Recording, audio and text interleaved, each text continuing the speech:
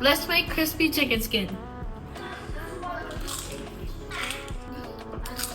First, peel a decent amount of chicken skin off of your chicken. Then put your skin on a tray and season it with the seasoning of your choice.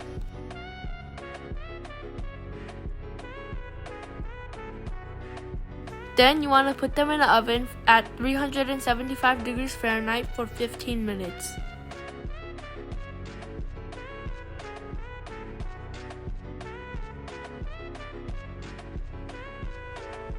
Once you're done, let it rest for a few minutes, and there you have it.